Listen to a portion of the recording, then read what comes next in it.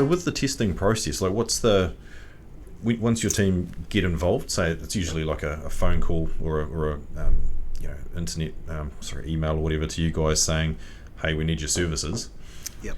So you come on site, and then what's your sort of your process that you go through for testing?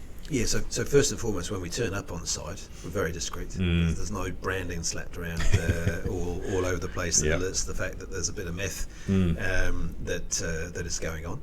Stage one is to do what's known as a screening assessment. So principally that is meth there, yes or no? And because we use laboratory-backed testing, and we've been at this game for 10 years, what we'll get from the laboratory is numbers, and those numbers will then give us an indication as to how significant the meth-related behaviour has been. And what do the numbers measure? So micrograms of methamphetamine in the first instance. Yep. When the samples are taken, so the measure of determining whether or not a property is technically contaminated or habitability is micrograms per 100 centimetre square. So that's when we're sampling, we've got a template about this big. Yeah. So if it goes past a certain point, then actions flow on from there. And those reference levels, there's a little bit of muddying of the water that's gone on in the last few years. But at the end of the day, different people are working with the reference level. If it goes over that point, do something. If it's under that reference level, do nothing. So if it's over the reference level that people are using to determine habitability, you then, or if it's likely to be over that level, you can then get into a detailed assessment. So this is where you shift from taking one sample for each use area. So a use area is typically a room, but it might be a different use function. So for example, in a lot of the apartments downtown, you would have a cupboard that's got the laundry in it, and a lot of those laundries have got a washing machine and a dryer. Yep. So when the dryer is switched on, the air's being drawn through that area and vented out through the laundry space.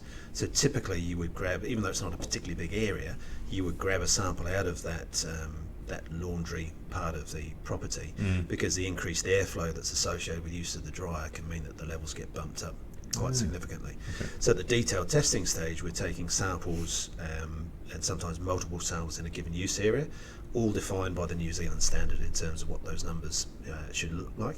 And what we're trying to characterise at that stage is, okay, what does the worst case scenario look like in each room? Because if the worst case scenario isn't that bad, you don't need to do anything. And also for the decontamination contractors, they can only effectively work with the information that we provide them when it comes to their decontamination process. And the higher the level, then the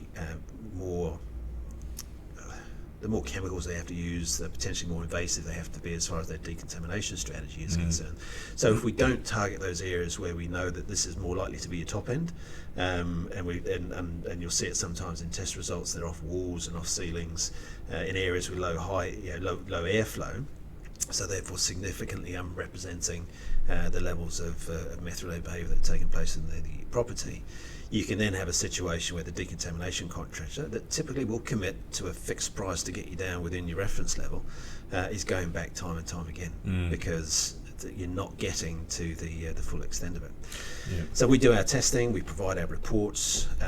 The reports are bloody good, by the way. just the way that the format of them, really easy to follow, got all the right information in there, so it's a really good report. Yeah, well, certainly appreciate that feedback, and we work really hard to put stuff into, what it's like. You have to have the information in there that covers your ass, but fundamentally you also want the information to be clear, unequivocal in terms of what happens from a next steps point of view. Yep. We also, for example, include a video of the apartment or the building that we're doing our testing in at that detailed testing stage, and only at that detailed testing stage. And then what we do with that is put that in a file share arrangement, password protected, so the security of it is locked in. But we sit that alongside our report and provide access to the decontamination contractor. So, as a building manager, you're not having to arrange for lots of people to come and go and view buildings when it comes to quoting. Yep. They can quote really effectively off the report and the video with a high level of confidence. So that then prices a lot of risk out of their quotes and confidence level as far as performance increases.